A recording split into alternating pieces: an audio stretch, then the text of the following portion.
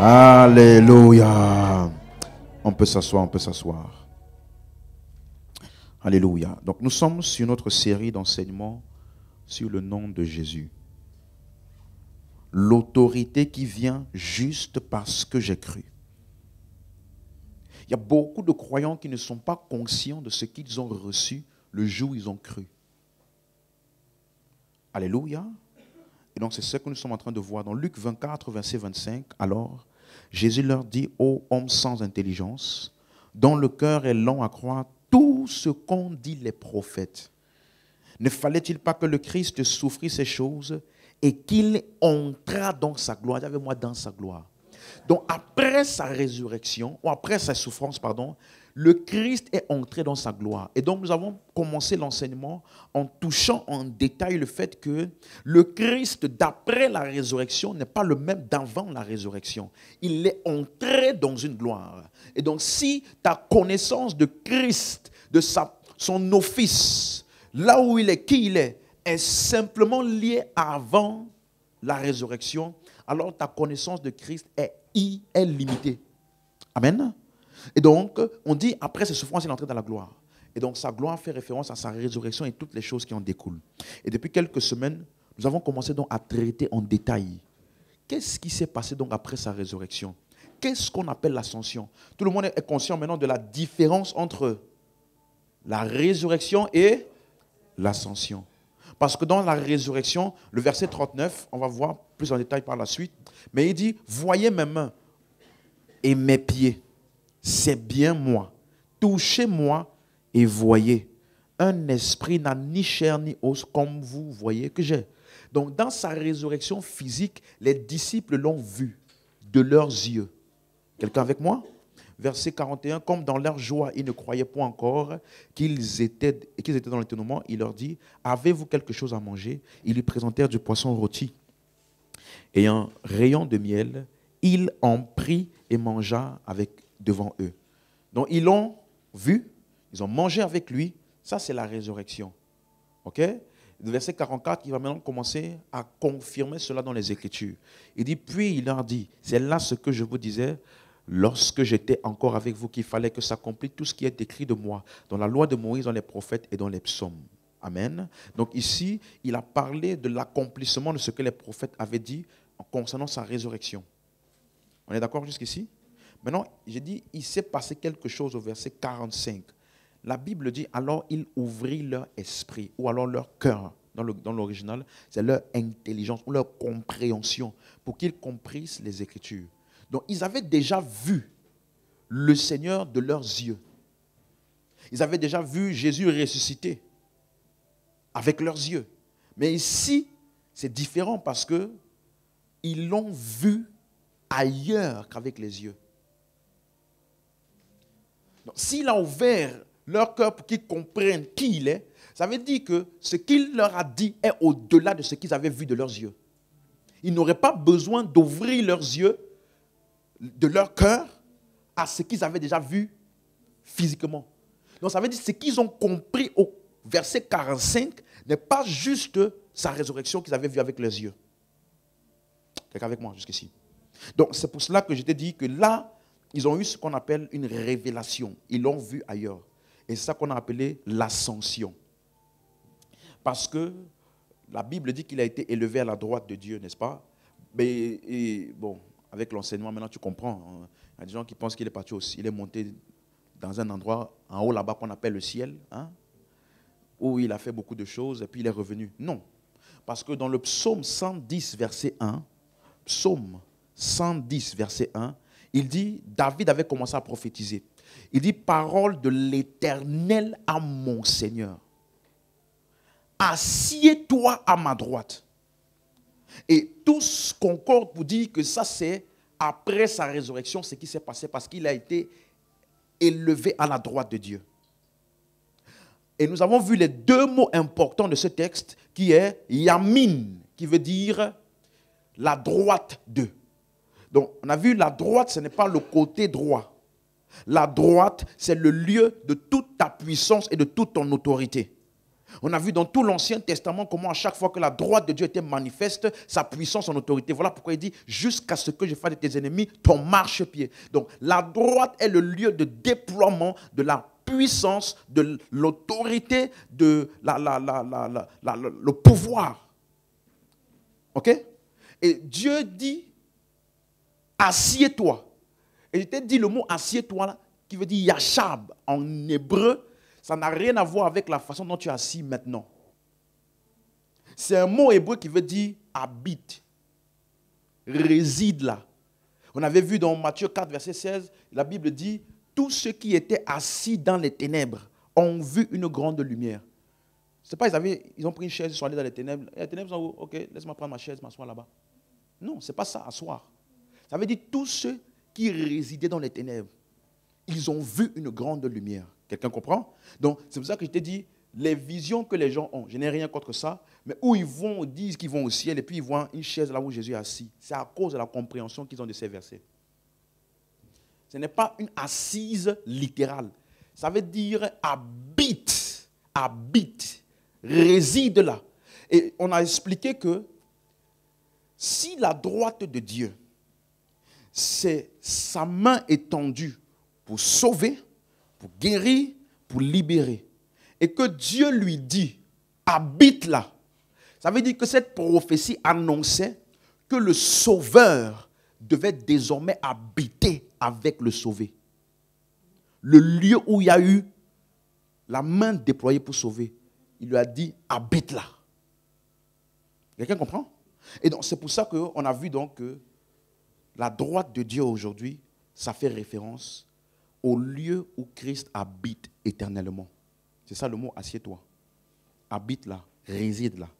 Or, où est-ce qu'il habite désormais? Jean 14, verset 20. Après avoir dit qu'il va préparer une place, il dit, en ce jour-là où il serait allé, il aura préparé la place. Il dit, en ce jour-là, vous connaîtrez que je suis où? En mon Père, et que vous êtes où? En moi, et que je suis où? Donc, le lieu de localisation de Jésus-Christ, aujourd'hui, c'est où? Donc, si le Christ habite dans le croyant, et que le Christ est assis, ou alors habite à la droite de Dieu, ça veut dire la droite de Dieu est où aujourd'hui? Le lieu de déploiement de sa puissance aujourd'hui, c'est où? C'est pour ça que je t'ai dit, il dit, tu vas imposer les mains aux malades, ils seront guéris. Parce que Dieu, désormais, sa main étendue, c'est son église. Le lieu de sa droite, ce sont ceux en qui il habite. Et c'est pour cela que dans Acte 2, versets 32 et 33, il dit, c'est ce Jésus que Dieu a ressuscité, nous en sommes témoins. Donc là, il parle de témoins oculaires, on va voir en détail après. Verset 33 maintenant. Élevé par la droite de Dieu. Donc après sa résurrection, il a été quoi? Élevé à la droite de Dieu. Donc quand tu lis ça, si tu n'as pas la compréhension de ce que je t'explique, tu vas penser qu'il a voyagé pour aller quelque part. Alors qu'il t'a dit que quand il sera élevé là, à la droite de Dieu, vous connaîtrez qu'il est où? Hein? En son Père. Non, il a dit, je suis en mon Père, vous êtes en moi et je suis en vous. Donc, on a donc conclu qu'après sa résurrection, il est monté à la droite du Père par l'habitation de l'Esprit. Donc, il est monté en nous. Il n'avait pas voyagé. Il devait préparer là où Dieu devait habiter. On va voir ça après. Tu es avec moi? Donc, l'ascension de Christ aujourd'hui, c'est ce que nous connaissons donc comme étant son nom. Parce que rappelez-vous, on a vu le nom, ce n'est pas l'appellation J-E-S-U-S. Le nom fait référence à l'accomplissement. On a vu comme Usain Bolt, n'est-ce pas? Pourquoi tu le connais aujourd'hui? Ça a retombé. Ce qu'il a fait, n'est-ce pas? Donc ça veut dire que s'il y a quelqu'un d'autre qui s'appelle Usain Bolt quelque part, on s'en fout de lui. Pourquoi? Parce que ce Usain Bolt là, ce n'est pas le nom qui fait qu'il est Usain Bolt. C'est l'accomplissement associé à lui. Donc aujourd'hui, quand on dit Jésus, ce n'est pas J-E, il y a des gens qui s'appellent Jésus. Aujourd'hui. Donc ce n'est pas le J-E-S-U-S.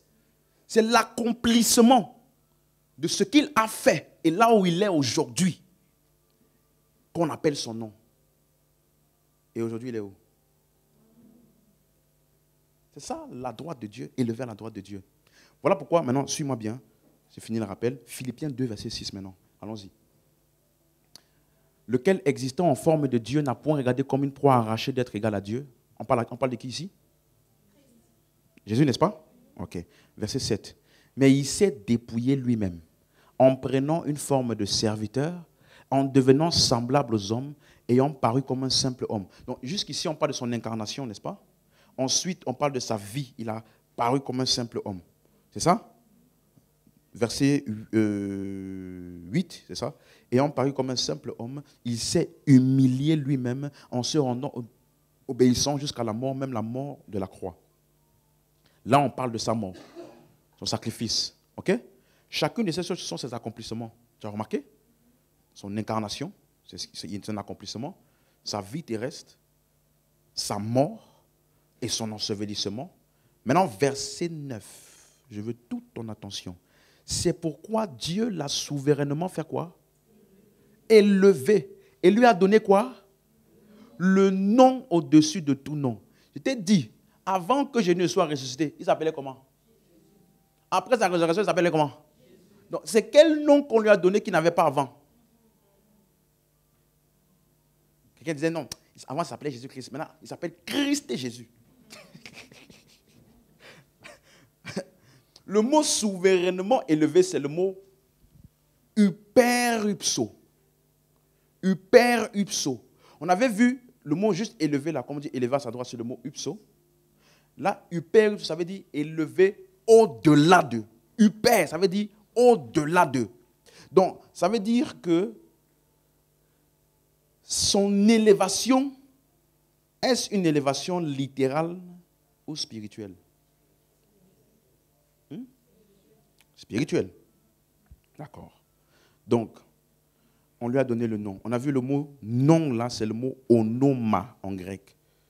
Ça décrit une position, un accomplissement, un office. Si aujourd'hui je dis Emmanuel Macron, ça fait référence à quoi? Donc, ce nom personnifie son office. Ce qu'il est, ce qu'il a accompli et l'autorité qui l'accompagne. Ce n'est pas le label.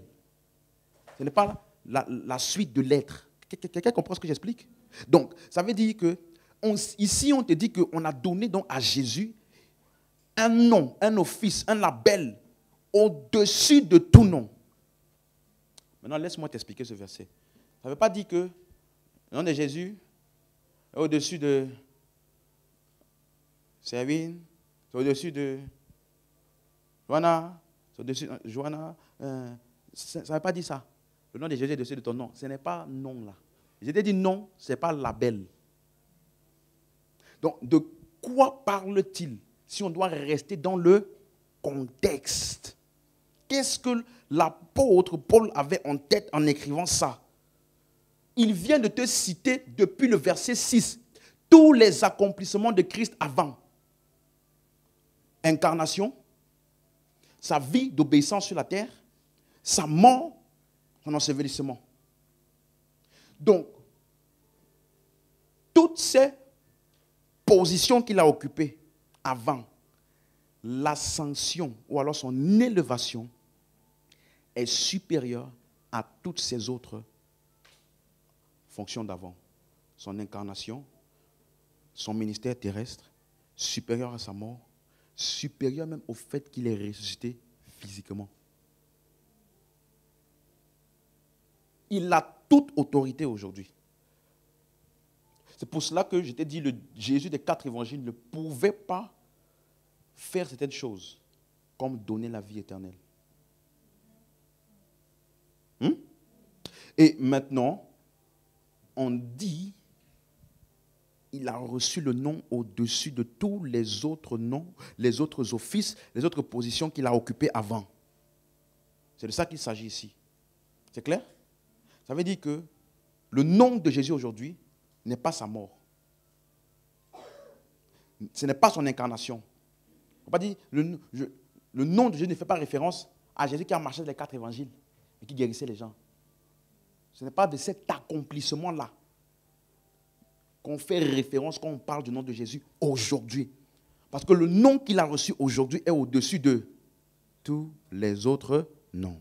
C'est clair maintenant? Or, quel est son nom donc aujourd'hui? Quel office il a aujourd'hui? Où il est aujourd'hui? On a dit l'ascension, ça fait référence à quoi?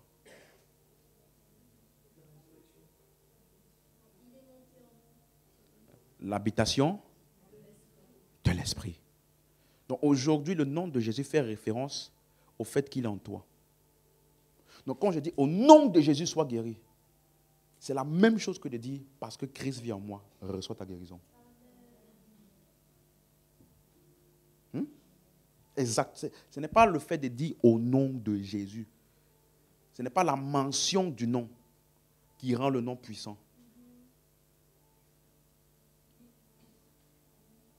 C'est la conscience de cet accomplissement qui est le fait que désormais, il habite en moi. Il n'y a plus de séparation entre lui et moi. Et vendredi, on a aussi expliqué que le nom de Jésus dans les Écritures est aussi associé à l'Évangile. Ça décrit aussi l'Évangile, ce que nous prêchons, puisque l'Évangile annonce ce qu'il a fait et ce qu'il est aujourd'hui. Donc, on a vu des textes comme 2 Timothée 2, verset 19. Il dit, néanmoins, le solide fondement de Dieu reste debout, avec ces paroles qui lui servent de sceau.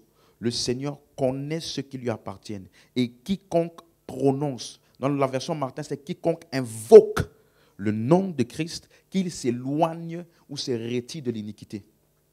Et on a vu que l'iniquité ici, et le solide fondement de Dieu, ça ne parle pas mentir, voler. Non. L'iniquité ici, c'était quoi, pour ceux qui se rappellent? Hein? Les fausses doctrines. Si vous lisez, il avait parlé de Hyménée, de Philette, qui avait commencé à dire que la résurrection est déjà arrivée. Il a dit à Timothée, toi, éloigne-toi de cette iniquité-là, c'est-à-dire de cette fausse doctrine. Et je t'ai donc dit que ce texte ne s'adresse pas à des chrétiens normaux, ça s'adresse à des pasteurs. Vous comprenez? Donc, que quiconque prononce le nom du Seigneur ou invoque le nom du Seigneur, ça ne veut pas dire quiconque dit Jésus. Ça parle de quiconque prêche l'évangile, doit s'éloigner de ces fausses doctrines-là, dont il a pris le temps depuis le verset 14, 15, 16 jusqu'au verset 18 d'exposer des gens qui se sont introduits et qui annoncent et qui bouleversent des familles. On se rappelle de tout ça? Ok? Donc, ça veut dire que le nom de Jésus, qui est l'autorité qui vient parce que j'ai cru, parle donc aussi du fait que j'ai reçu l'autorité d'annoncer l'évangile parce que j'ai cru. D'ailleurs, moi, j'ai l'autorité de prêcher l'évangile. Donc, le message de Christ auquel j'ai cru m'a conféré une autorité. L'autorité d'affirmer et de prêcher ce que Christ a fait. Prêcher qu'il est ressuscité, prêcher qu'il a été vu des apôtres, prêcher aussi la position de Christ aujourd'hui. Et où se trouve-t-il? En nous. Amen. Donc, voilà pourquoi tu vas voir Matthieu 28, 18. Jésus, après sa résurrection, il s'exclame de son autorité. Jésus étant prêché, leur dit, leur parlant ainsi, tout pouvoir m'a été donné dans le ciel et sur la terre. Donc, il affirme qu'il a reçu une autorité qu'il n'avait pas avant. Tout pouvoir m'a été donné dans le ciel et sur la terre. Donc, cette autorité-là, c'est pour faire quoi? Verset 19. Allez. Et faites de toutes les nations des disciples. Il n'a pas dit allez et emparez-vous du monde politique. Ou emparez-vous du domaine de l'Haïti. Il parle des hommes.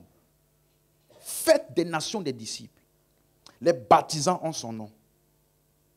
Verset 20. Enseignez-leur à observer tout ce que je vous ai prescrit. Or, qu'est-ce qu'il avait pris le temps de leur expliquer, qu'on a vu dans Luc 24? Il a parlé de sa mort et de sa résurrection, mais il a aussi ouvert leur cœur pour qu'ils comprennent désormais où il est, en eux. Quelqu'un comprend? Donc, enseignez-leur. Ça veut dire, qu'est-ce que Jésus a enseigné à ses disciples? Jésus n'a jamais fait aucun sermon sur la politique.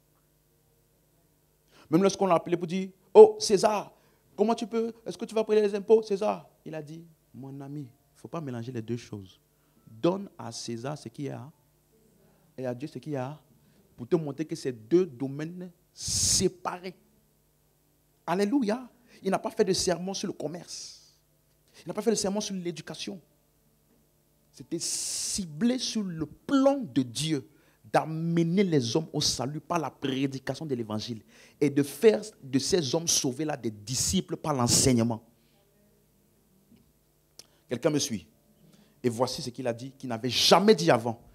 Et voici, je suis avec vous. Tu as lu? Je t'ai dit que si tu ne comprends pas l'ascension de Christ, ce texte va t'embrouiller. Parce qu'il dit, je suis avec vous. Il n'a pas dit, je serai avec vous. Ça veut dire que pendant qu'il leur parle, il est avec eux. Quand il est soi-disant parti, il est avec eux. Donc, en fait, il n'est jamais parti. C'est les gens qui pensent qu'il est parti. Pourquoi? Jésus a simplement quitté leur vue physique pour qu'ils se concentrent sur sa présence en eux. Et ça, ils n'avaient pas ça avant. C'est ça le nom au-dessus de tout nom. Désormais, il est en chaque croyant. Donc, chaque croyant aujourd'hui est l'habitation de Christ par l'Esprit. C'est ça le nom au-dessus de tous les noms. Dans l'incarnation, il n'était pas toujours avec eux. Au contraire, il a même dit, jusqu'à quand serai-je avec vous? Espèce d'incrédule. Jusqu'à quand? Ni dans ses souffrances. Quand il est mort, ils sont tous repartis faire leurs affaires. Ils sont enfermés. Il n'était pas avec eux. Par contre, depuis son ascension, on ne dissocie plus Christ de son Église. Paul persécute l'Église. Jésus lui dit, pourquoi me persécutes-tu? Paul dit, qui es-tu? Parce que persécuter l'Église, c'est persécuter Christ. Ce ne sont plus deux entités séparées. Ça, là, ce n'est pas la résurrection physique. Dans la résurrection physique, ils ont vu Jésus. Là-bas, eux, ils étaient ici. Mais dans l'ascension, elle dit, là où Christ est allé, ce n'est pas les yeux physiques. C'est la connaissance. Vous connaîtrez que je suis en vous. Donc, c'est clair pour quelqu'un jusqu'ici? Donc, il est toujours en nous. Son nom est au-dessus de tout nom, au-dessus de tout ce qu'il a fait. Ça veut dire son habitation en nous, ou son ascension est plus élevée que tous ses accomplissements. Si, par son incarnation et sa vie sur la terre, les disciples pouvaient chasser des démons, guérir des malades, par la procuration, ce qu'on appelle la procuration aujourd'hui, l'autorité déléguée qu'il leur a donnée.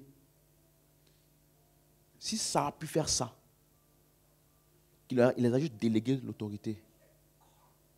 Imagine aujourd'hui qu'il n'a pas délégué, lui-même est là, en toi.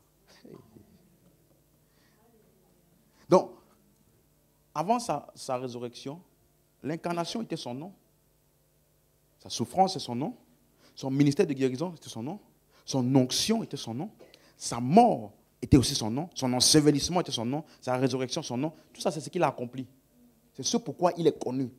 Est-ce que tu comprends? Mais le nom au-dessus de tous les noms, c'est le fait que désormais, il est monté à la droite du Père, qui est en réalité l'habitation en nous. Et ça là, c'est ce que nous affirmons. C'est pour ça que le nom parle aussi de l'évangile. C'est ce que nous affirmons. On affirme haut et fort qu'il est ressuscité, mais aussi qu'il vit en nous. Alléluia. C'est ça l'affirmation. Nous affirmons qu'un jour, notre corps reflètera sa résurrection. Et la garantie qu'il nous a donnée, c'est que nous avons son esprit. Nous avons sur la terre la substance de l'éternité. Nous avons dans la mortalité la substance de l'immortalité. Donc, au son de la trompette, ça ne sera pas tes efforts ni toi. Ça sera simplement ce qui est en toi qui réagira au signal pour te revêtir ce qui a déjà été acquis pour toi à la croix. Donc, le nom de Jésus, écoute-moi, c'est l'autorité de la foi en l'évangile nous confère le droit et le privilège de faire ces affirmations. Aucun non-croyant ne peut faire ça. Aucun non-croyant ne peut prêcher les affirmations de l'évangile. Christ vit en moi. J'ai cette autorité. Déclare avec moi, déclare avec moi. J'affirme que la puissance de Dieu est en moi. J'affirme que l'autorité du Christ est en moi. J'ai cette autorité. Je suis dans le nom de Jésus. Je suis dans son œuvre. Je marche dans cette autorité aujourd'hui. Et les hommes sont délivrés de la puissance des ténèbres et transformés dans le royaume, et transférés dans le royaume du Fils. C'est ça l'autorité qui vient en croyant. On n'a pas dit parce que tu as prié beaucoup, hein? Ça, c'est d'abord l'autorité qui vient en croyant. Et après, je vais t'expliquer le rôle de la prière. Donc, ça veut dire que l'autorité qui vient avec la croyance, c'est le fait d'aller. Il a dit dans Marc 16, 15, allez partout le monde et prêcher la bonne nouvelle à toute la création, n'est-ce pas? Celui qui croira et qui sera baptisé sera sauvé. Il t'a expliqué que le mot baptisé, quand on dit croira et, ce n'est pas deux choses. Genre, tu dois croire et après être baptisé pour être sauvé. Non. Si c'était ça, ça veut dire qu'il y a beaucoup de gens qui ont été sauvés sans être baptisés dans la Bible. Les disciples, quand ils étaient baptisés, non, ils n'étaient pas sauvés. Parce que le baptême en question là, ça veut dire être immergé. Donc, le jour où tu as cru, tu as été plongé dans les faits de l'évangile. Sa mort est devenue ta mort. Sa résurrection, ta résurrection. Et désormais, tel il est. Tel nous sommes. C'est la foi en l'évangile qui nous a plongés dans ça. Et désormais, nous avons dans cette autorité. Luc 24, verset 47. Regardez ce qu'il dit. Luc 24, 47. Et la repentance et le pardon des péchés seraient prêchés comment? En son nom. C'est-à-dire basé sur ce qu'il a accompli. À toutes les nations, à commencer par Jérusalem. Donc lorsque vous prêchez la résurrection de Christ et toutes les réalités qui accompagnent cette résurrection, vous êtes en train de prêcher quoi? En son nom. Vous avez compris maintenant? Quand tu prêches la résurrection de Christ et toutes les réalités qui découlent de cette résurrection. Et ici, Luc te donne voici ce qui découle de sa résurrection. Il parle de quoi? Repentance et... Donc, le pardon des péchés est ce qui découle de la résurrection de Christ.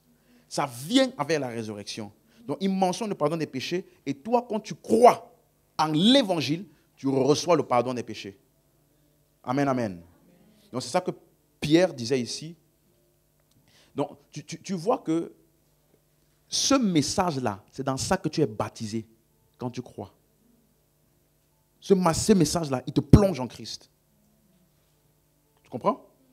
Et quand tu crois, tu es baptisé en Christ, tu reçois le pardon des péchés. Donc, le péché n'a plus la capacité de te séparer de Dieu, n'a plus la capacité de te condamner. Et ce n'est pas le fruit d'une prière. Le pardon des péchés, c'est le fruit du fait que tu as cru.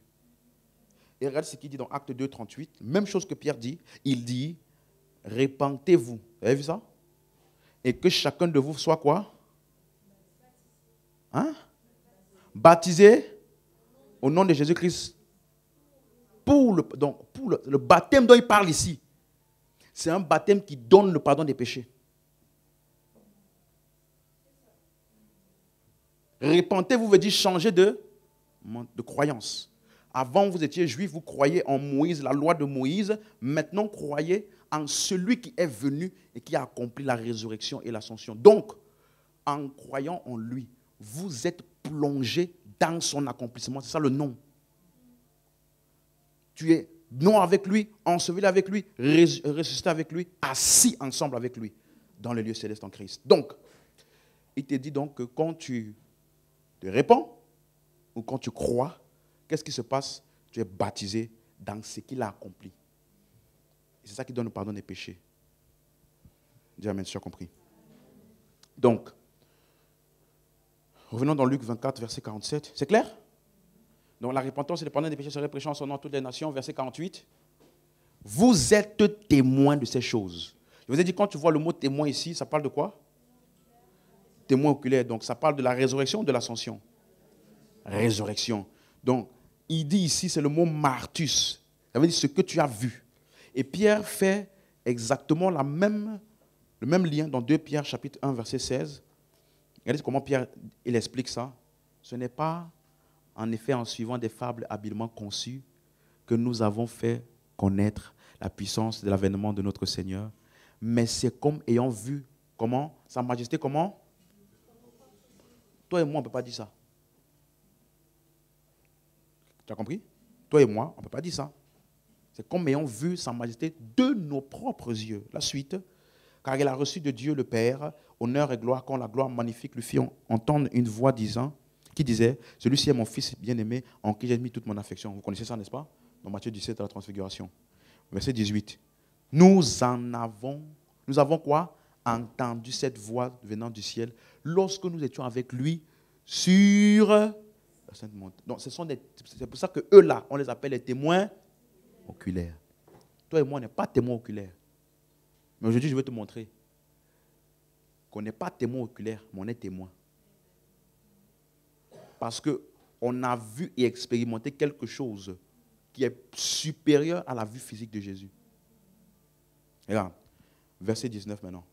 Donc, il a fini de parler de témoignage oculaire et dit maintenant, et nous tenons pour d'autant plus certaine la parole prophétique. Donc il a fini de parler du témoignage oculaire. Il explique maintenant ce que les prophètes avaient annoncé. Il dit ça là, c'est plus certain. Quelqu'un suit? Parce que quand tu vas lire après, il va te dire aucune prophétie de l'Écriture n'est venue d'une interprétation particulière. Donc il parle de l'Ancien Testament, ce qui avait été prophétisé concernant lui. Il dit nous, d'autant plus certaines. Donc ça veut dire que il y a le témoignage oculaire et il y a le témoignage de ceux qui ont témoigné de lui avant qu'il ne vienne, sans l'avoir vu. Hein? Donc, dans sa résurrection, on les a appelés comment? Témoins oculaires. Parce qu'ils l'ont. Regarde. Donc, ça veut dire que ce genre de choses qu'on va lire maintenant, toi et moi, on ne peut pas dire ça. Acte 2, 32. C'est ce Jésus que Dieu a ressuscité. Nous en sommes tous. Toi et moi, on n'est pas inclus dans le tous là. Il parlait de leur groupe de 12. Il ne faut pas dire nous en sommes tous témoins. Nous avons vu ce Jésus. Tu n'as pas vu Jésus ressuscité. On est d'accord. Acte 3, 15, même chose. Vous avez fait mourir le prince de la vie, que Dieu a ressuscité des morts. Nous en sommes. Acte 4, 33. Les apôtres rendaient avec beaucoup de témoignages, beaucoup de force quoi? Témoignage de la résurrection de Jésus, du Seigneur Jésus. Acte 5, 32. Et nous sommes ces témoins de ces choses. Quand on les a même menacés et questionnés, dans Acte 4, verset 19, regardez ce qu'ils ont répondu. Quand on leur a dit ne prêchez plus. Dit Pierre et Jean leur répondirent, jugez s'il est juste devant Dieu de vous obéir plutôt qu'à Dieu. La suite. Car nous ne pouvons pas ne pas parler de ce que nous avons et entendu. Ça là, tu vois non? Si pour être sauvé, il fallait ça là. Tu comprends? Donc, ça veut dire que ici, il s'agit des apôtres. Eux, ils ont vu ce qui était annoncé dans l'Ancien Testament, là, sous forme oculaire. Ils ont vu ça de leurs yeux, l'accomplissement de ça. Mais ma question, donc ça veut dire qu'ils étaient des témoins comment? Tout le monde est d'accord? Maintenant, j'ai une question. Est-ce que les prophètes de l'Ancien Testament étaient-ils des témoins? Oui? Ok. Étaient-ils des témoins oculaires? Donc, quel genre de témoins étaient-ils? Témoins de la promesse? Hein? Témoins spirituels. Waouh! Je ne m'attendais pas à cette réponse. Je voulais vous... Hein? Il a gâté mon business. Maintenant, je ne peux plus vous épater avec mon... Pourquoi? C'est une très bonne réponse. Pourquoi? C'est pour ça que Pierre appelle ça la parole prophétique plus certaine. Dans 2 Pierre, il a dit ça dans 2 Pierre, mais regarde 1 Pierre 1, verset 10. Regardez quelque chose. Les prophètes, n'est-ce pas, suis bien, qui ont prophétisé touchant la grâce qui nous était réservée, ont fait de ce salut l'objet de leur recherche et de leur investigation. Donc, ils ont fait du salut dont ils ont prophétisé des recherches dessus. La suite. Note bien, voulant sonder l'époque et les circonstances marquées par quoi? Donc, par l'esprit qui a testé d'avance. Non, donne-moi la version Osterval. Tu vas voir. Donc, en prophétisant là, ils ont prophétisé par l'esprit, n'est-ce pas? Qui faisait quoi? Et qui? Donc, ils ont été d'avance par l'esprit. Donc, on les appelle quoi? Le frère est fort, il est fort. Donc, ce sont des témoins de l'esprit ou des témoins par l'esprit ou des témoins spirituels. Tu prends la forme qui te plaît. Mais, était-ce des témoins oculaires? J'ai une petite nuance. Est-ce que Jean-Baptiste était prophète de l'Ancien Testament?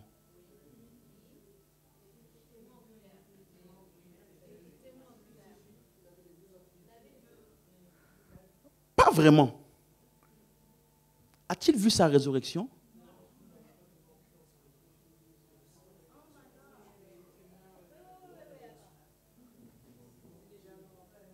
Eux, ils sont témoins oculaires de quoi? C'est ce qu'ils ont dit, n'est-ce pas? Donc, ça veut dire que Jean-Baptiste était un témoin de l'esprit, comme les gens de l'Ancien Testament, mais il était en partie témoin oculaire, parce qu'il a quand même vu Jésus. Aucun des prophètes de l'Ancien Testament ne l'ont vu. Il est le seul. Voilà pourquoi il est même le plus grand parmi eux tous. OK? Maintenant, regarde. Donc, ils ont cherché à comprendre ce qu'ils annonçaient, ce de quoi ils témoignaient d'avance par l'Esprit. Maintenant, verset 12. Il leur fut révélé. Dis avec moi, révélé. Donc, est-ce que révélé là, c'est témoignage oculaire ou c'est par l'Esprit? On est d'accord, n'est-ce pas? Donc, ils ont eu une révélation concernant celui qui devait venir, mais pas oculaire. Donc, il leur fut révélé que ce n'était pas pour eux-mêmes, mais pour vous, qu'ils étaient les dispensateurs de ces choses que vous ont annoncées maintenant, ceux qui vous ont prêché l'évangile par le Saint-Esprit du ciel et dans lesquels les anges désirent plonger leur regard. Donc ça veut dire, les anges ont vu Jésus ressusciter. Mais les anges ne comprennent pas l'ascension.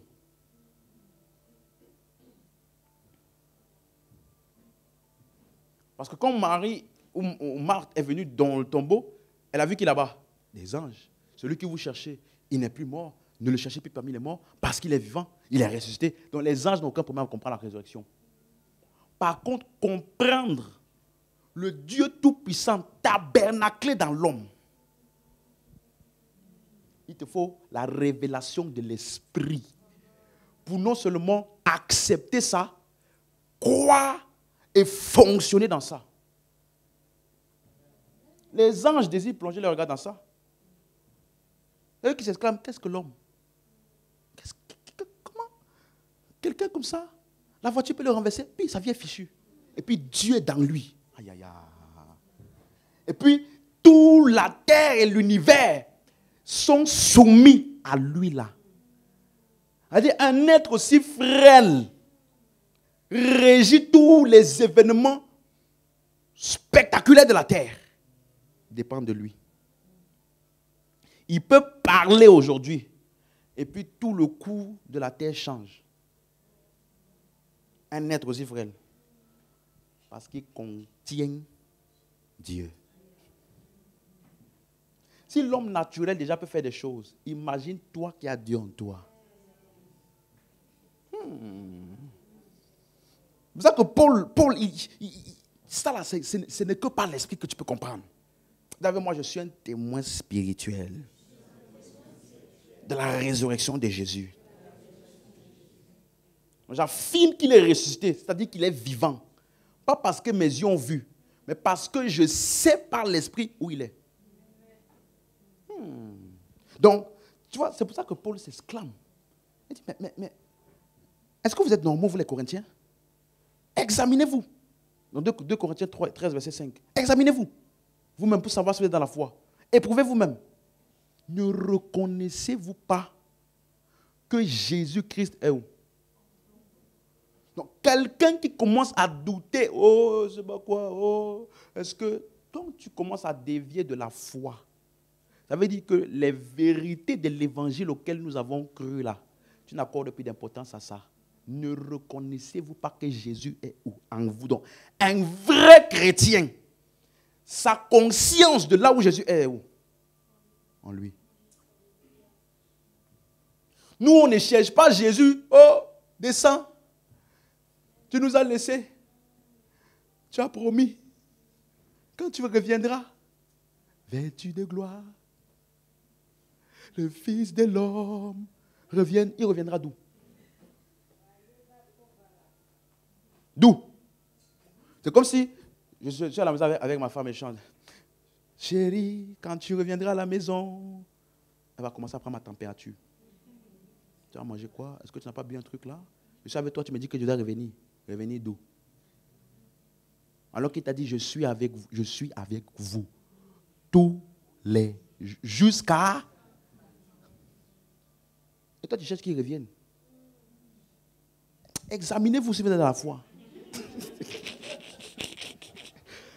Ne reconnaissez-vous pas que Jésus... Donc, quelqu'un disait, vous savez, nous les chrétiens, nous devons défendre notre maître.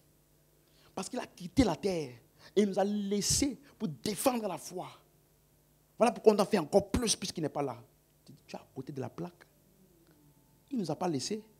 Il a dit qu'on va faire plus que lui. Pourquoi? Parce qu'il est maintenant en nous.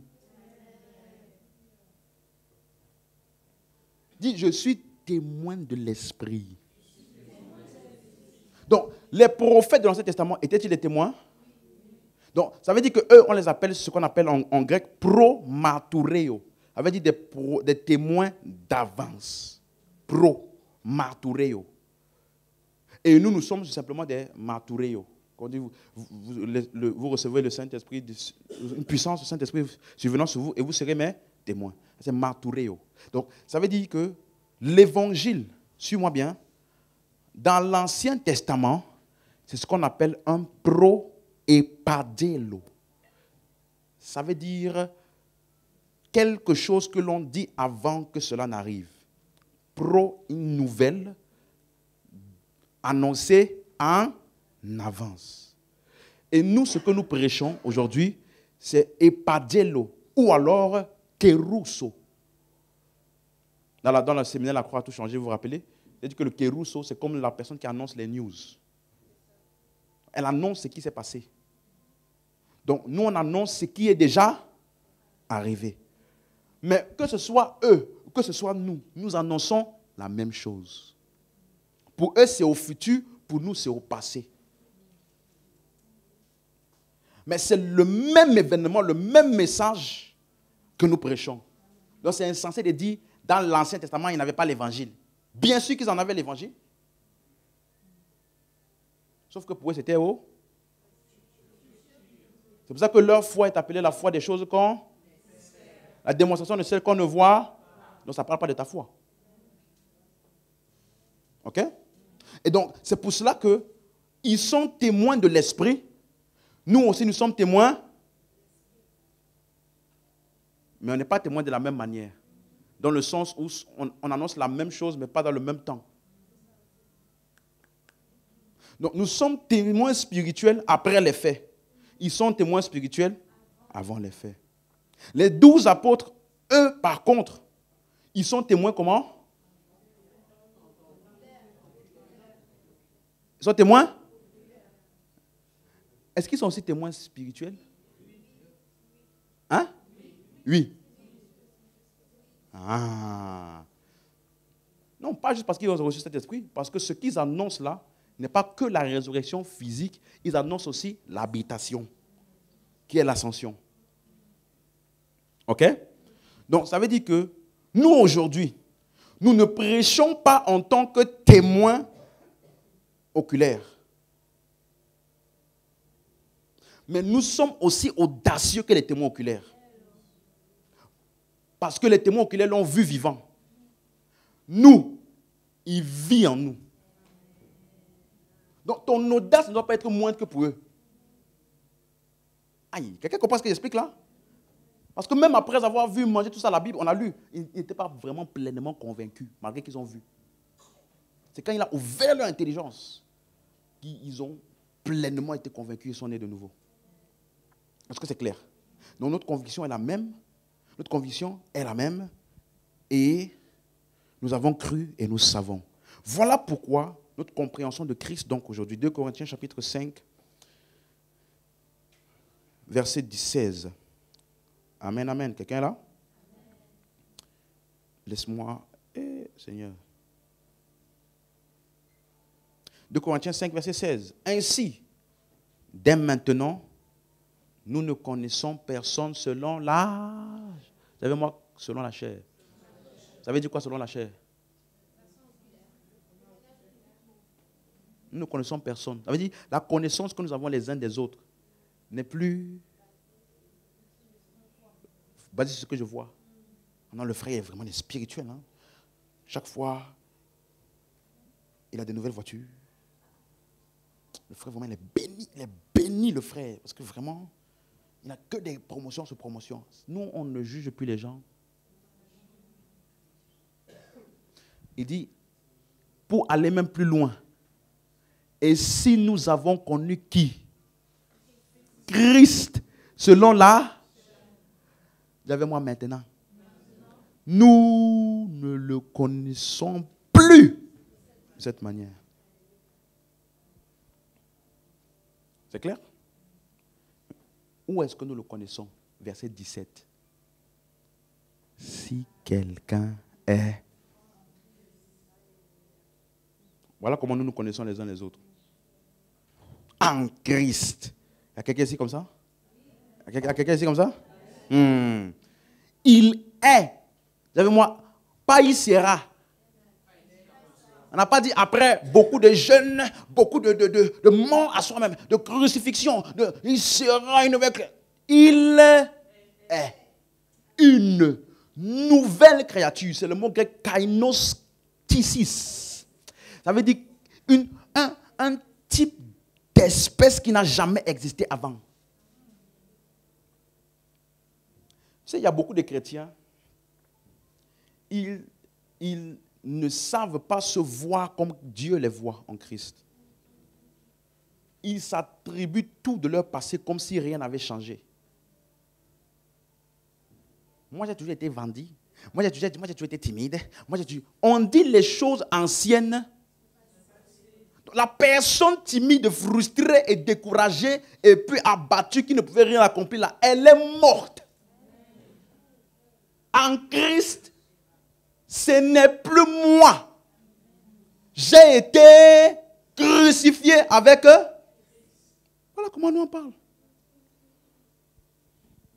Oh non, mais tu sais, à l'époque, tu étais dangereux. Hein? Tu étais dangereux, tu fais des choses dangereuses. Ce n'était pas moi. Lui, là, dangereux, là, il est mort. Celui que tu vois là, c'est l'homme en Christ. Rempli du Saint-Esprit. Fonctionnant dans le fruit de l'Esprit et démontrant dans les dons de l'Esprit. Voilà qui nous sommes. Les choses anciennes sont passées, toutes choses sont devenues. Devant tout est devenu nouveau. Verset 18 maintenant. Tout cela vient de Dieu qui nous a réconciliés avec lui par Christ. Et qui nous a quoi? Donné. Devant moi, il nous a donné le ministère de la réconciliation. Tu comprends maintenant? Pourquoi il nous a donné ce ministère? Pourquoi? Parce que nous sommes des témoins comment? Spirituels. Non, ça veut dire que tu es crédible. Hein? Parce qu'il y a des gens qui pensent que, ouais, mais je parlais de Christ, il a existé il y a 2000 ans et tout. Et puis, comment je peux prouver? C'est pour ça que tu es ici. On va t'enseigner comment on crédibilise l'évangile. Parce que Jésus n'est pas mort. Il n'est plus mort. Il est vivant. Et la preuve que quelqu'un est vivant, c'est qu'il agit encore. Donc tu ne racontes pas l'histoire de quelqu'un qui a eu il y a 2000 ans. Je parlais avec quelqu'un, il disait, ah donc toi aussi, tu t'es fait avoir par cette farce-là, cette utopie. Comment tu peux croire en quelqu'un qui est venu il y a 2000 ans et tout? Comment tu sais? Je dis, frère, le niveau où j'essayais de comprendre pour essayer de douter là, n'existe plus. Parce que non seulement je le sais, mes frères, j'ai une expérience vitale et vivante avec lui. Et si tu me cherches trop, je vais te montrer qu'il est vraiment vivant.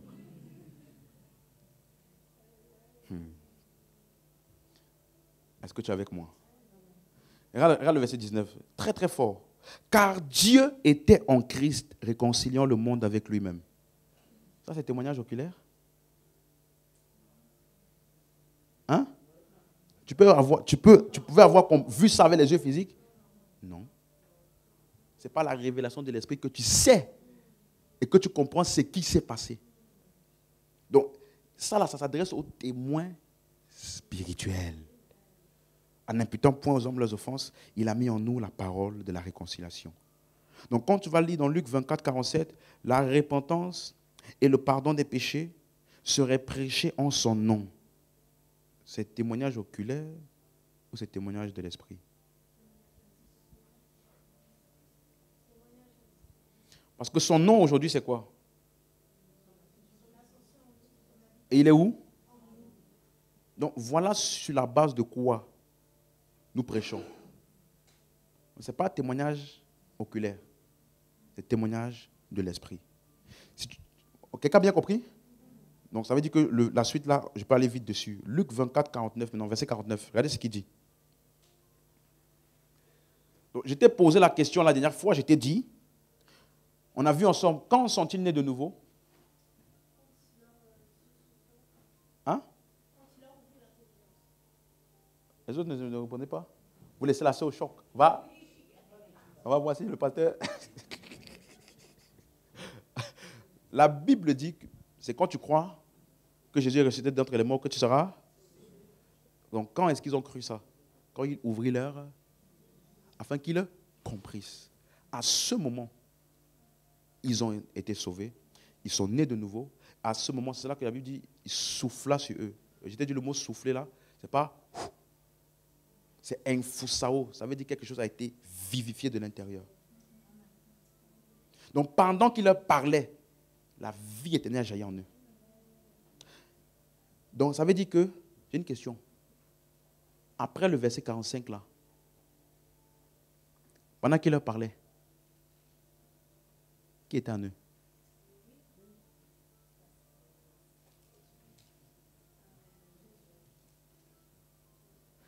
Les gens, ils ont, mais pasteur, il est là et là-bas. Il est là-bas et ici. Et, en fait, restons d'abord scripturaires. Quand tu nais de nouveau, qui est en toi? Donc, s'ils sont nés de nouveau, qui est en eux? Okay. Qui leur parlait ici?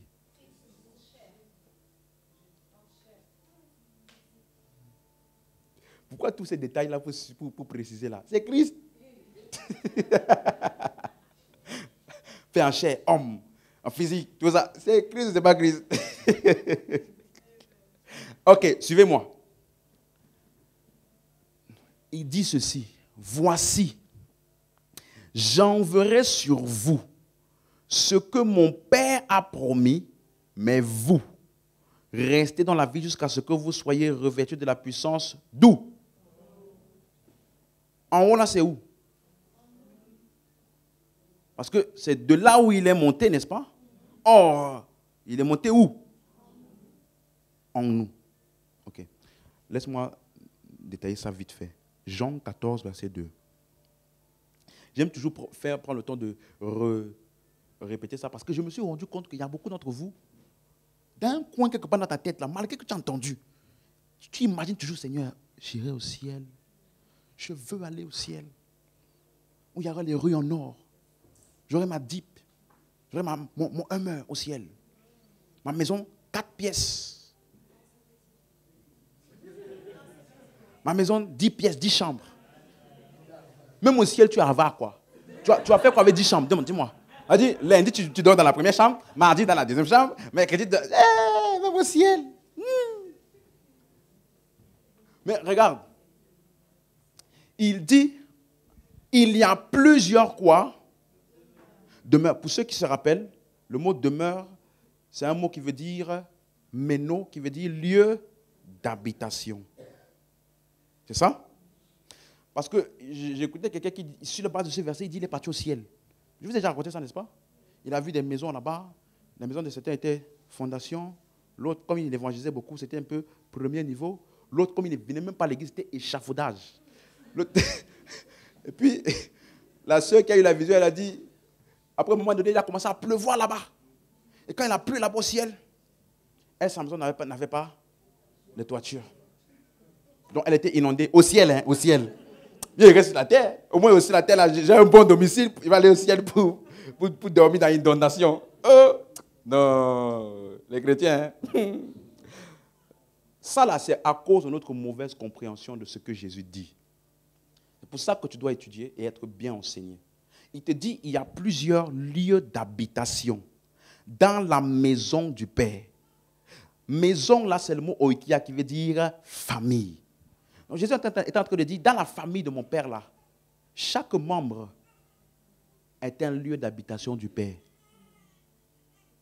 Donc je vais aller vous préparer une place.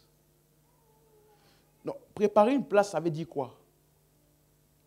Préparer de sorte que vous aussi, vous soyez dans la famille du Père, n'est-ce pas?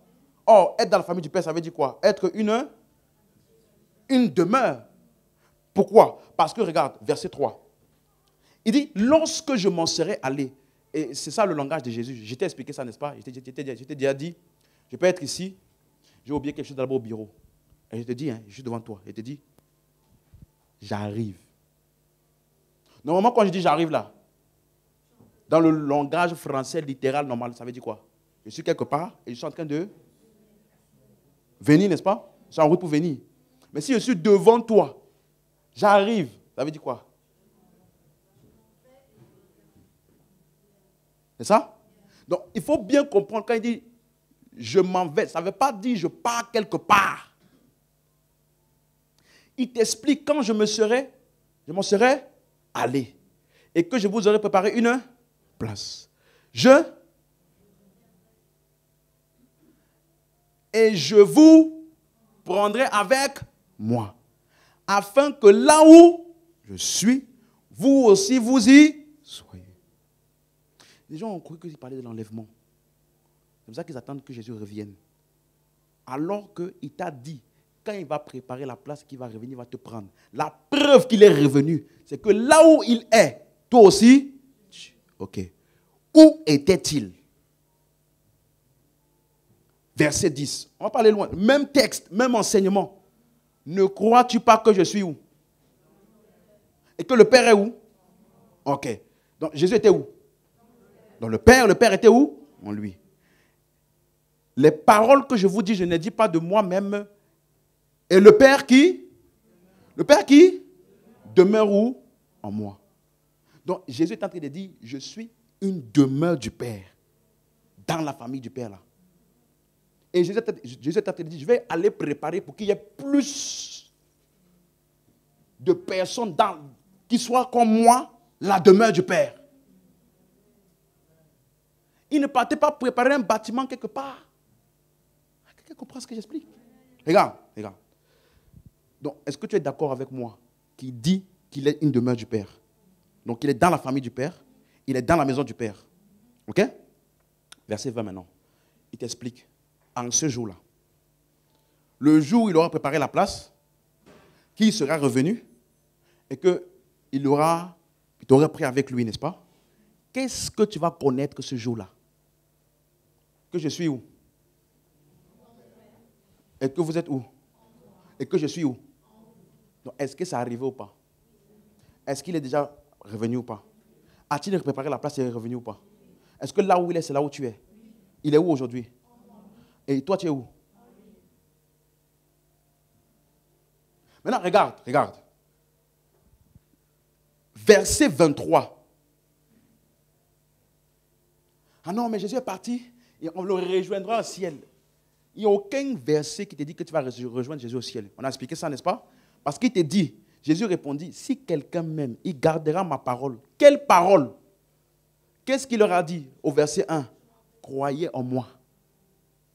Je m'en vais et je reviendrai. Si tu crois en ça, mon Père fera quoi?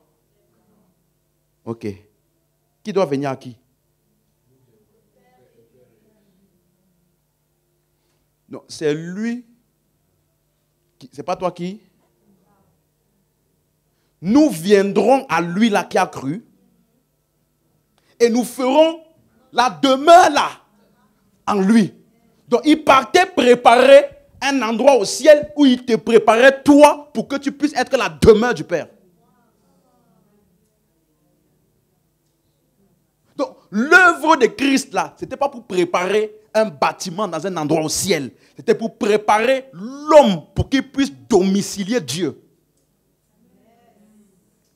Et comment est-ce que ça devait se faire? Donc, ça veut dire que, comment est-ce que Jésus a dit que ça devait se faire? Verset 16.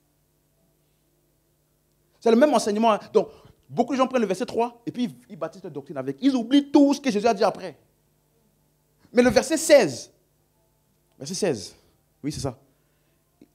Rappelle-toi le contexte. C'est pour établir la demeure de qui?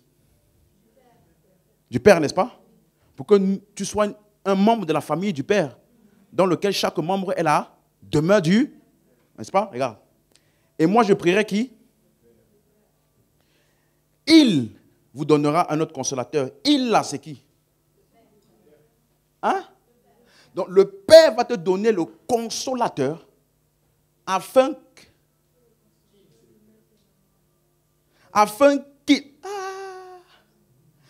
qu'il demeure éternellement avec vous. Il là, c'est qui? Donc, l'Esprit vient en toi pour amener la réalité de l'habitation du Père. Pour que toi, tu puisses dire comme Jésus, je suis dans le Père et le Père est en moi. Et c'est vrai. Il appelle, verset 17, l'Esprit de vérité. Ça veut dire l'Esprit qui emmène la réalité de tout ce qu'il a expliqué là. Donc, le jour où tu crois, l'Esprit vient en toi. Donc, l'Esprit de Dieu en toi, c'est le Père en toi. Voilà pourquoi plusieurs fois, Jésus qui a l'Esprit de Dieu en lui, il dit, ce n'est pas moi qui fais les œuvres, c'est le Père qui demeure en moi. Mais on sait très bien que c'est l'Esprit qui habite en lui. Donc, la réalité du Père en toi, c'est l'habitation de... Quelqu'un a compris? Donc, l'Esprit de vérité que le monde ne peut recevoir parce qu'il ne le voit point et ne le connaît point. Regarde, mais vous le connaissez. Car il demeure avec vous. Et il sera où? Il t'explique comment est-ce que tu vas devenir la demeure du Père. Donc, comment Jésus nous a préparés? Hein? Il t'a donné son esprit en toi. L'esprit là t'a purifié. Et tu es devenu le temple de Dieu. Donc, n'attends pas que Jésus revienne. Et n'attends pas d'aller au ciel. C'est le ciel qui est venu en toi. Est-ce que je peux avancer? Donc, quand il disait donc, dans Luc 24, 49, attendez jusqu'à ce que vous soyez revêtus de la puissance d'où? Donc, la puissance là venait en fait d'où?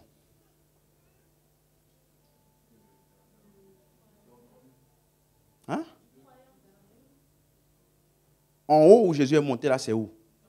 Donc, il te dit, vous allez recevoir la puissance à partir d'où? D'en haut, là. C'est-à-dire où?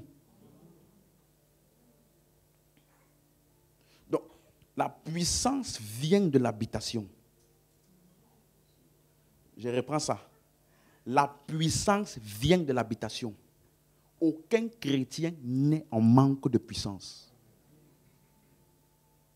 Parce que la puissance vient de l'habitation. Ça vient de l'intérieur. L'habitation de l'Esprit, de l'habitation du Père en nous. Donc, Luc 24, 49 est donc le résultat de la nouvelle naissance. C'est une expérience qui découle de la nouvelle naissance. Mais il a dit, regarde, j'enverrai sur vous. Tu as lu ça? Le mot envoyer, c'est le mot apostello, qui veut dire envoyer à partir de quelque part. D'où est-ce qu'il devait envoyer ça? D'en haut. C'est-à-dire où? Donc quand il disait j'enverrai, où était-il en envoyant ça? Donc quand il était dit dans Acte 2, 33, nous avons élevé par la droite de Dieu, il a reçu du Père le Saint-Esprit qui a été promis et il a répandu comme vous le voyez et l'entendez. J'ai expliqué ça, n'est-ce pas? Ça s'est passé d'où? Parce que le mot recevoir, c'est le mot lambano. Et je t'ai dit que lambano, c'est un verbe actif. Ça veut dire saisir, prendre. On dit que c'est Jésus qui a reçu du Père, mais on voit le chrétien, c'est lui qui parle en langue, c'est lui qui interprète. Donc en fait, qui a reçu? C'est nous, par le Christ, qui est où? C'est clair pour quelqu'un? Donc maintenant, aujourd'hui, dans le Christ agit où? Tu es sûr de ça? Donc est-ce que ça fait sens maintenant quand il a dit « Je suis avec vous tous les jours jusqu'à la fin du monde ». C'est vrai? Il n'a pas menti? Ok? Ok. Donc, s'il doit donc avoir la puissance, c'est pas ça que je termine ce soir. Ça veut dire que la puissance ne vient pas de quelque part ailleurs. La puissance vient de là où le Christ est. Et le Christ est où? Donc quand je prononce et que je dis au nom de Jésus, ce n'est pas une incantation. Non, non, non. Je suis simplement en train d'affirmer un droit et une réalité de ce que j'ai. J'affirme la réalité de sa résurrection qui est l'habitation de l'Esprit. Donc dans Luc 24, 47, quand il dit la repentance et le pardon des péchés seraient prêchés, ça veut dire qu'un fait qui découle de la résurrection, qui n'est pas le témoignage oculaire, puisque c'est en son nom, c'est le pardon des péchés. Et l'autorité pour prêcher et la puissance pour aller prêcher là, elle est où? Parce qu'il dit vous recevrez de la puissance d'où?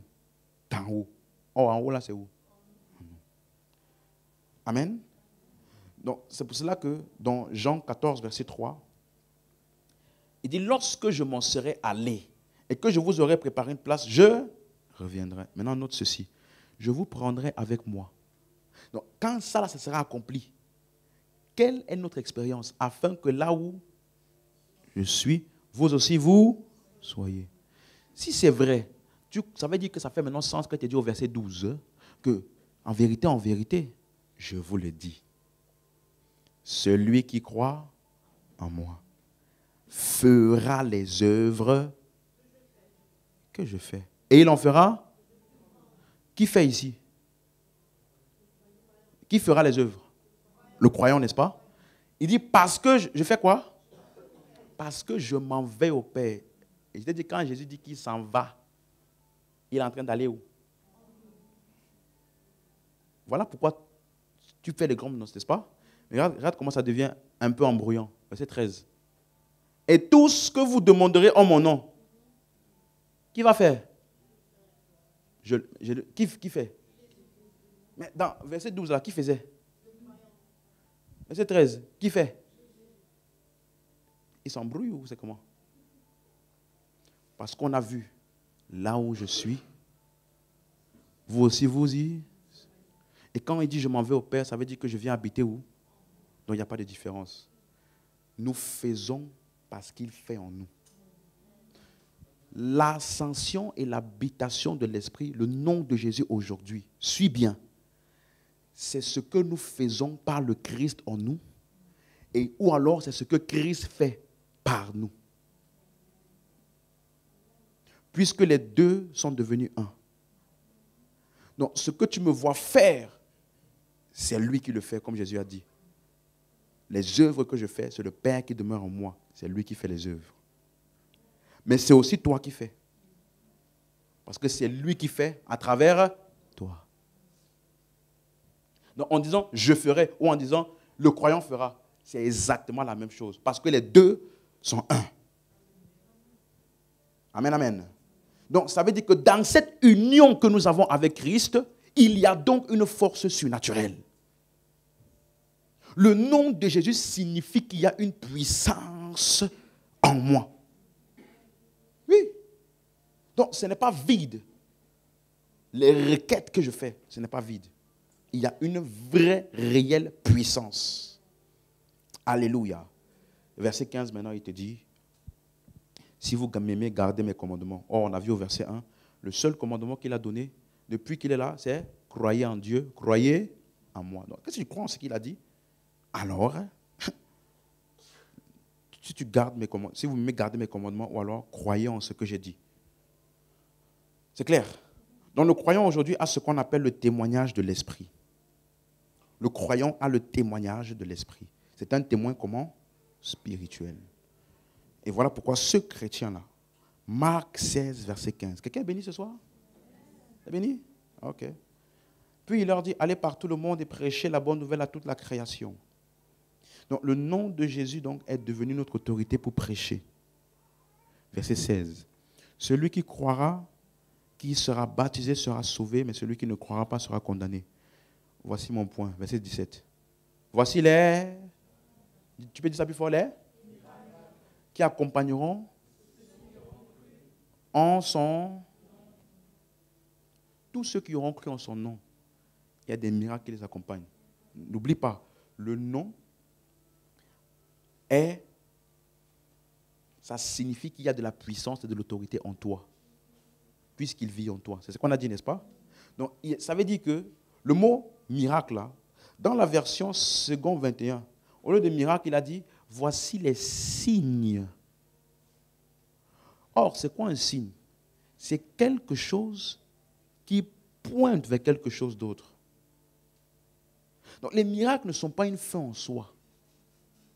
Les miracles sont des pointeurs vers ce qui est là. Quelqu'un avec moi? Donc, c'est pour impliquer ou indiquer la présence de quelque chose. C'est comme en médecine ce qu'on appelle les symptômes. Le symptôme n'est pas la maladie. Mais le symptôme est la preuve qu'il y a une maladie. Donc les signes sont comme les symptômes. Ça montre qu'il y a quelque chose de réel là. Or, quelle est cette réalité? Le nom. C'est quoi le nom aujourd'hui? Il vit en nous. Donc ça veut dire que ta croyance doit avoir des symptômes. Vous avez compris? Parce que quand tu as cru, il est venu en toi. C'est ça son ascension, c'est ça la puissance et l'autorité d'aujourd'hui. Ça veut dire que ta croyance, donc, doit avoir des symptômes. Et laisse-moi bien déjà mettre les choses au clair. Symptômes là, ou les signes. Ce n'est pas avant de venir dans cette église, j'étais en CDD. J'avais une voiture 300 000 km. Depuis que je suis venu ici, j'ai maintenant un 2 pièces. Avec un CDI, et j'ai une voiture 200 km. Ça là, ce ne sont pas les signes de son nom. Les signes qui prouvent que sa puissance est là, qu'il vit en toi. Il a dit ici, en mon nom, ils font quoi? Chasseront les démons. Tu as compris ça? Ça veut dire que tous les chrétiens doivent chasser les démons. Tu vois, souvent, c'est un chrétien à cause de la doctrine du salut, où on leur dit que tu n'es pas possédé, tu as créé en toi une mentalité non diable, non existante. Même quand quelqu'un est oppressé par un démon, et que tu dois chasser le démon. Non, mais moi, je ne suis pas conscient des démons, je suis conscient de Christ. Frère, si tu parles comme ça, c'est parce que tu ne vas pas se faire évangéliser. Tu ne vois pas les vrais cas des gens qui sont possédés. Tu dois chasser les démons. Quelqu'un a compris ça? C'est la même autorité. Les signes de la droite du Père. Donc si tu dis que Christ est vivant en toi, alors ces preuves, ces œuvres, suis ceci, ne peuvent pas être des faits anciens. Si tu dis que Christ est vivant en toi, ces œuvres ne doivent pas et ne peuvent pas être des faits anciens.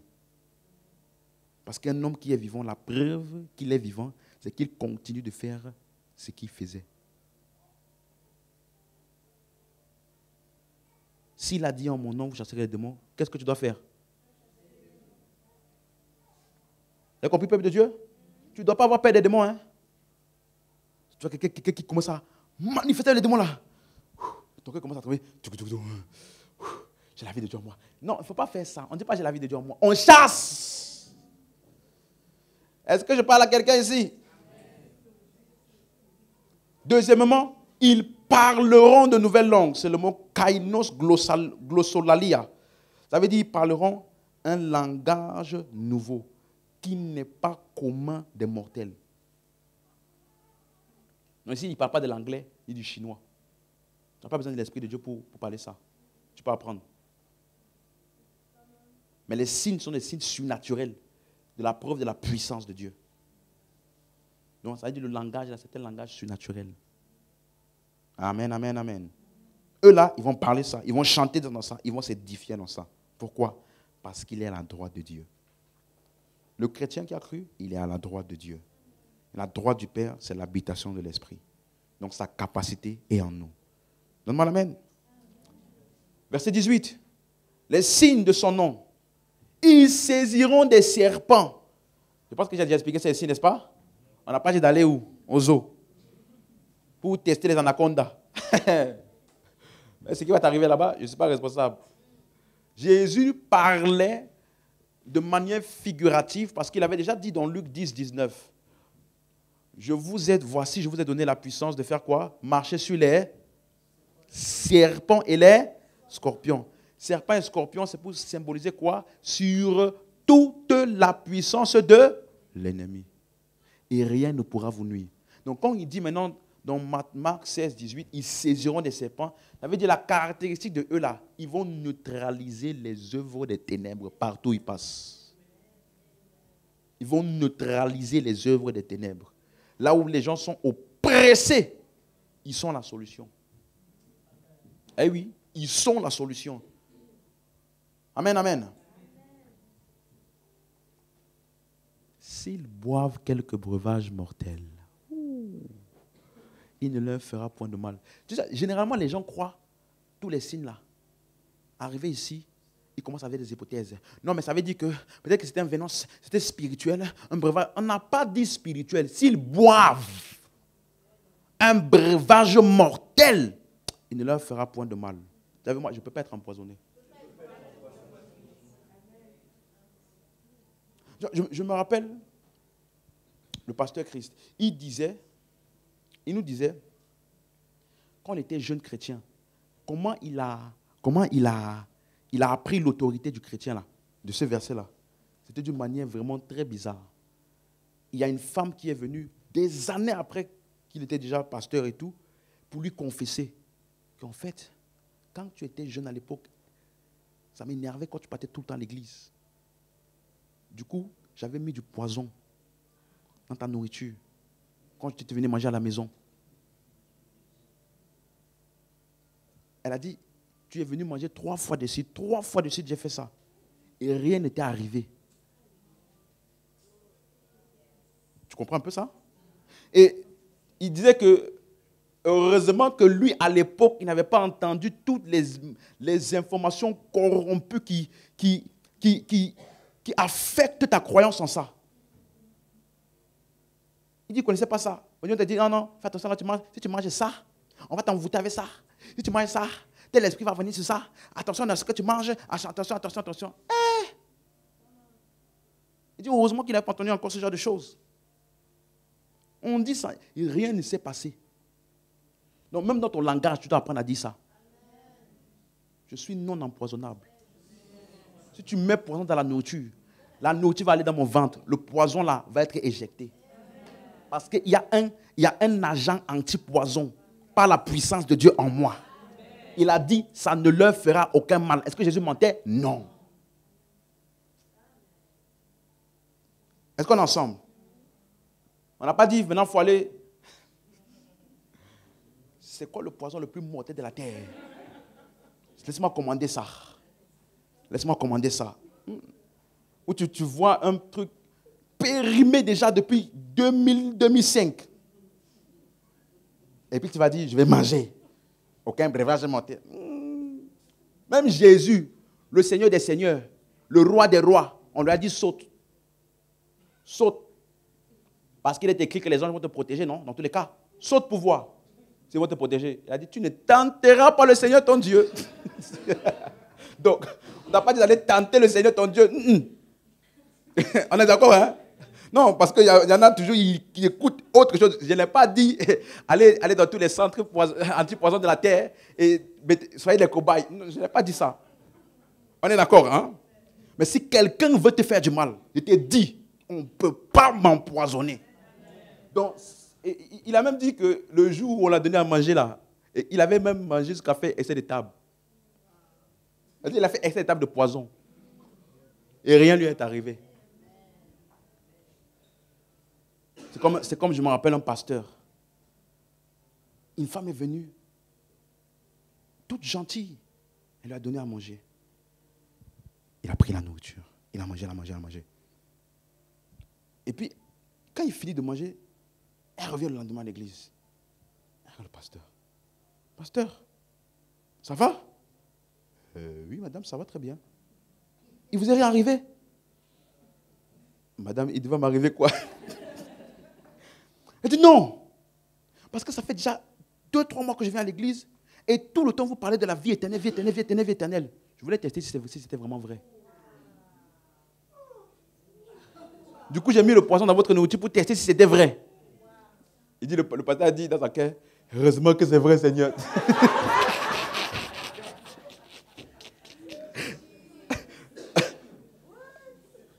Il m'a dit que ce n'était pas vrai.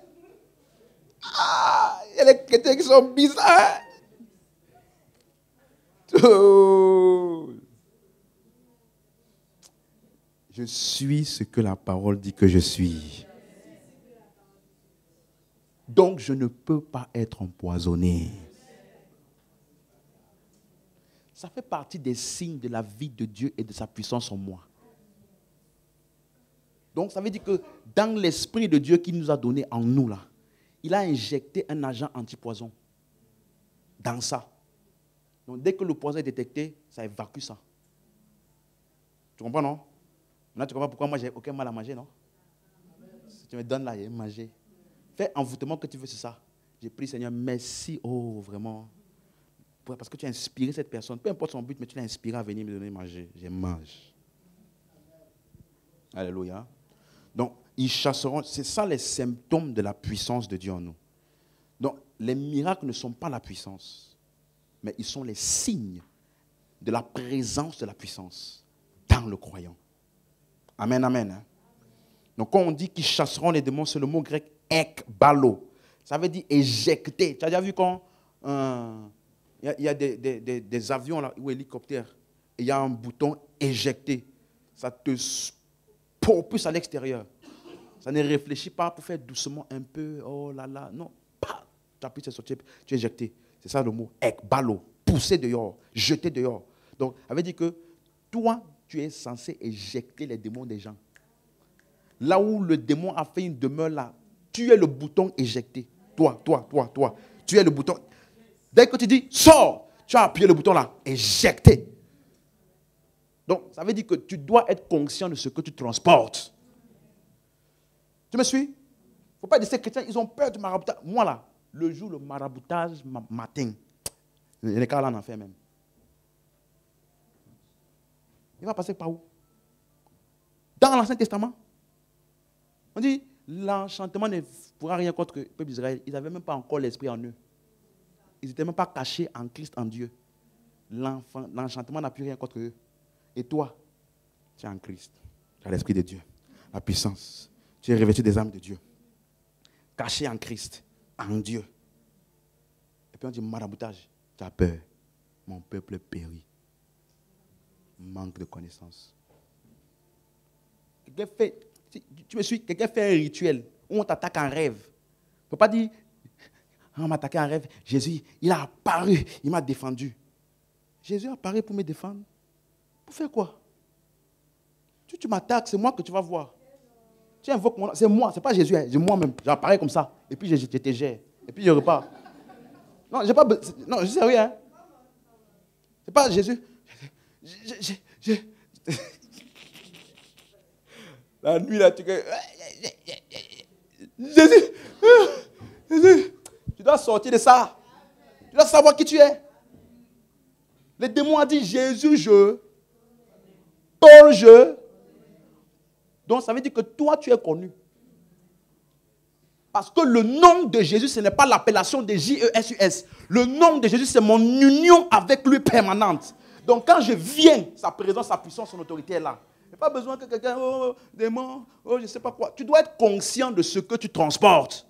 La raison pour laquelle les chrétiens sont malmenés, oppressés, malversés, c'est parce qu'ils ne savent pas qui ils sont. Je disais un jour, je priais, j'ai eu une vision. Ça a changé ma manière de voir les choses. Hein. J'étais en train de prier, j'ai vu un homme. Il était dans les... Vous voyez les voitures blindées là, de guerre là. Comment on appelle ça? C'est ton char, tout ce que tu veux là. On tire dessus, ça absorbe le choc, mais la personne à l'intérieur là, elle n'est pas touchée. Je vois un homme qui est dans ce genre de voiture. Il voit quelqu'un qui vient avec l'arme pour tirer sur lui. Il a peur. Il ouvre la portière. Il fuit. Le jour où j'ai vu ça, j'ai dit, je comprends maintenant pourquoi il y en a des chrétiens là. Tous les jours pour eux, c'est combat. Parce qu'ils ont peur, parce qu'ils sont ignorants de là où ils sont et de tout ce qui est à leur disposition. Comment tu peux être dans la voiture blindée? Quelqu'un vient avec une arme, donc tu es déjà blindé, mais tu ouvres la portière pour partir avec, pour fuir. C'est parce qu'on ne t'a pas expliqué là où tu es. C'est la condition de beaucoup de chrétiens. Donc, le nom de Jésus. La Bible dit, Paul dit dans Éphésiens 3, verset 14, « Je fléchis les genoux devant le Père duquel tire son nom, toute famille. » Tu as compris ça? Toute la famille là est appelée de ce nom.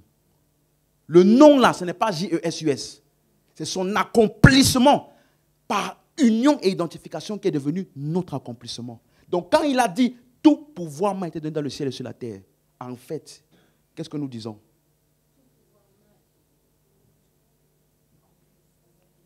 Hein? Yes. Tout pouvoir. Donc aucun sorcier peut te menacer. Aucun démon ne doit t'effrayer. Ah non, tu sais qui tu es. Je suis ce que Dieu dit que je suis. J'ai ce qu'il dit que j'ai. Je suis ce qu'il dit que je suis. Donc, j'ai l'autorité et la puissance. Là où il y a le besoin, je manifeste. Je suis la droite de Dieu sur la terre. Amen. On peut se lever.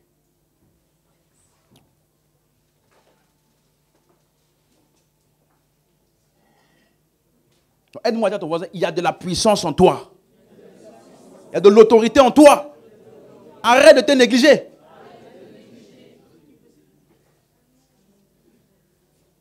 Oh yes.